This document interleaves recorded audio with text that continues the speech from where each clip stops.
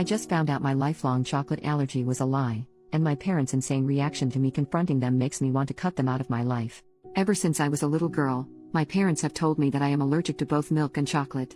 The story goes that I broke into severe hives on my very first Halloween. My mom had given me some milk chocolate and I had to be rushed to the hospital with hives and breathing problems where I was diagnosed with both chocolate and milk allergies. Ever since then, I have never been allowed to eat anything containing chocolate or cow's milk. Over the summer, one of my college friends from out of state invited me to come stay with her for a few weeks. While I was in her state, I decided to use the opportunity to visit my godmother/aunt who I haven't been able to see since I was a young child. My aunt was thrilled to see me and we spent a whole day hiking and just catching up. When we stopped for lunch, my aunt pulled out some granola bars, but they had chocolate in them so I couldn't eat them. I told her that I was allergic to chocolate and she was stunned. My aunt told me that I have never been allergic to chocolate and that my mom was lying to me. She told me the story of how I had gotten ill from daycare and my mom had tried to sue the daycare owner for some stupid reason that no one was sure of. My mom was pissed off because she thought the daycare owner was flirting with my dad and she wanted to get the daycare shut down. My mom then invented the story about me and the chocolate at the Halloween party. She made sure not to tell the daycare about the fake allergy and then waited for the daycare to feed me food with chocolate in it so that she could sue. When that didn't work, my mom then invented a story about me being allergic to milk. When my aunt tried to call her out on it, my mom stopped speaking to her and that silence has continued until the present. Needless to say, I was stunned. I wanted so badly to believe that my mom was telling the truth and that my aunt was lying. I waited until we got back to my aunt's house and I took a bite of one of the granola bars. And I was not allergic, at all. I was very upset and decided to call my dad. Our conversation was so crazy and out of nowhere that I don't know what else to do but type it out. The conversation went like this. Me, Dad, were you aware that I am not actually allergic to chocolate and milk like you and Mom have told me? Dad, don't be ridiculous. You've never been able to eat chocolate without a reaction. Why would we make that up? Me, I'm not trying to accuse you of making it up. I was just asking if you were aware that I do not have the allergy. I just ate some chocolate and I didn't have any reaction to it. Did I ever get any allergy tests done? Dad, I will have to ask your mother. I am upset that you are trying to call us liars over this. Me, when did I say anyone was lying? What are you talking about? My mom then jumped into the conversation. Speakerphone. Mom, honey, don't you remember that you had hives at your 10th birthday party? Your friend had given you a Tootsie Pop and you were allergic to the chocolate. Me, Mom, I never had a 10th birthday party and I don't know what you're talking about. I was just curious if I ever had a real allergy test done for chocolate, because I was just able to eat some without a reaction. I'm just trying to figure out if I can eat chocolate or not now. Mom, I don't know why you need to know if you had a test or not. You can't eat chocolate because we say you can't eat chocolate. You're being a little liar right now. How dare you say we never gave you a birthday party that year? You've always been ungrateful and now you can't even remember the party we gave you. Me, Mom, I know I never had a 10th birthday party because I was at summer camp. Why are you trying to make me believe that I did? My mom then started screaming at me and I just hung up the phone because it was so loud and I couldn't hear any individual words. I silenced my phone and watched as she proceeded to call me 40 times in a row. The entire time my aunt was watching in horror.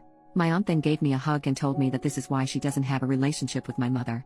My mom has always done this, lied to people and then tried to convince them it was the truth. I am very upset about this entire situation.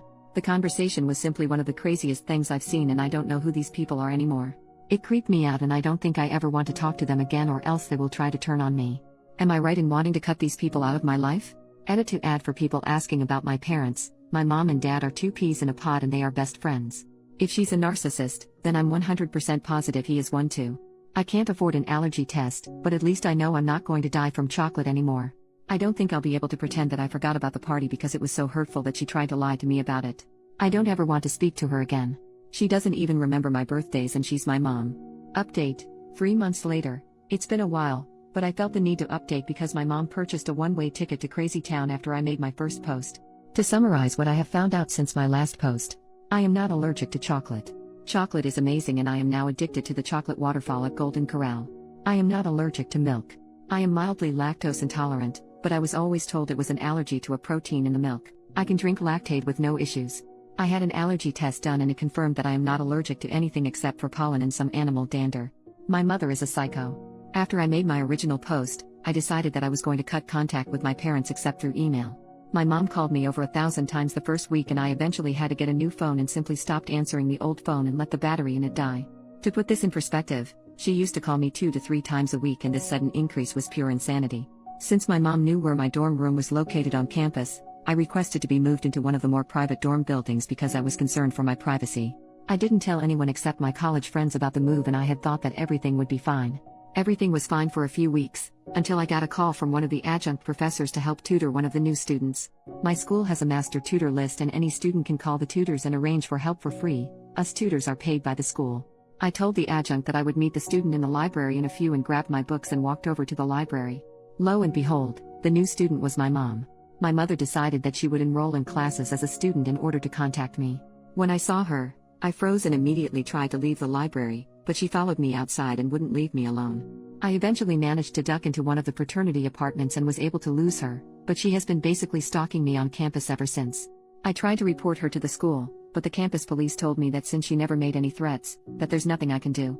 I tried reporting her to the normal police as well, but was told the same thing. My mom has not left me any voicemails or texts or anything at all that I can use to prove what she's doing. My RA has ensured that my mom is banned from my dorm building. Only upperclassmen are allowed, and my mom is technically a freshman, but beyond that I am running out of options.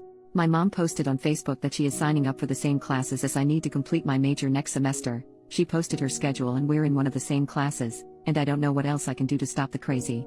She claims that she didn't do anything to hurt me and that I am just lying about the chocolate and milk allergies.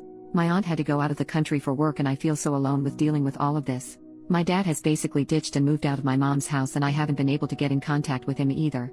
Any ideas for how to stop the crazy? Second update, 10 days later. My mom is in the hospital right now because she became suicidal after a meeting with me and our university. I feel so guilty. Hi there. It's my first time posting here because I was hesitant to give my mom the narcissist label. That being said, I don't really have a better term to describe her behavior, and a ton of people pointed me to this subreddit after I posted on the relationship subreddit about my mom. To summarize, my mom and dad lied to me and told me I had allergies, chocolate and milk. I believed them for years until I met my estranged aunt and she spilled the beans and revealed the web of lies created by my mother. I decided to go no contact with my parents, and my mom snapped and enrolled at my university and was basically stalking me and enrolling in the same classes I need for next semester. I contacted the student affairs department and they arranged a meeting between myself and my mom regarding the stalking. At the meeting, the administrator heard both sides of our stories and pretty much caught my mom in another lie. My mom had her best poker face on and tried to claim that she hadn't contacted me in months. She denied that she had called me repeatedly, denied that she ever tried to get tutoring from me, denied everything she did. She tried to act like she was the victim and that I was just a mean and disrespectful daughter who hated her mom. And that's when I got out my phone and showed the administrator the call log from when my mom called me over 1,000 times in a row. This is not an exaggeration, the call log hit quadruple digits. My mom then tried to deny that the number was her cell number, but the administrator looked it up in the student database and it proved she was lying. My mom tried to backtrack, but the damage was done. The administrator made us both sign contracts that said that we each must not contact each other for the remainder of the school year, otherwise we would be suspended from classes. My mom was forced to change her schedule so that she would not be in the same classes as I was in. The administrator made it clear that if she tried to circumvent the contract, even if by accident, that she could have her student ID banned from entering the student center or other buildings if I was inside. They are controlled by RFID chips and we have to swipe them to enter certain buildings. After the meeting ended, I was so happy and I felt free for the first time in weeks. A few nights later, my dad called me and left a voicemail informing me that my mom tried to commit with sleeping pills and that she was going to the hospital. I thought it was fake at first, so I called the hospital and they put me through to my dad, who was in the waiting room. My dad laid into me pretty hard and called me names and stuff about the whole situation, and then told me that if I didn't want my mom to die, I shouldn't have made her life miserable. So that's my Thanksgiving vacation, and I don't really know what to think or do right now. I'm going to go bake a pumpkin pie and try to forget about it all, but food tastes like ash in my mouth. Relevant comments. Commenter number 1, honey, it's not your fault. Not even a little. She is a very sick person. This attempt is the inevitable conclusion of a long struggle with serious mental illness. Also, while we take all threats of suicide seriously on this sub, her failure to unalive herself is notable. It is not hard to unalive yourself. Even pop culture offers a few methods which are surefire, and a quick Google search will quickly turn up a dozen more. The fact that she didn't look for this information, and didn't complete her suicide, suggests that this was more of an attempt to manipulate than an attempt to leave the planet. She isn't dead, and that's significant.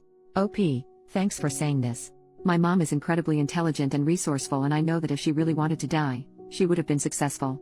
She can recite stats off the top of her head, and I've heard her saying before that most successful suicides involve guns. I know for a fact that she knows what it takes for suicide, and she's smart enough to find a way to hurt herself without leaving lasting damage. She also made sure to put me down on her list of approved visitors and sign all the paperwork so that the nurses can tell me information without violating HIPAA. She knows that I'm the type of person who would have called the hospital and then I would know all the details and she could guilt me with them. Story was marked as inconclusive. Hopefully OP comes back and gives us an update.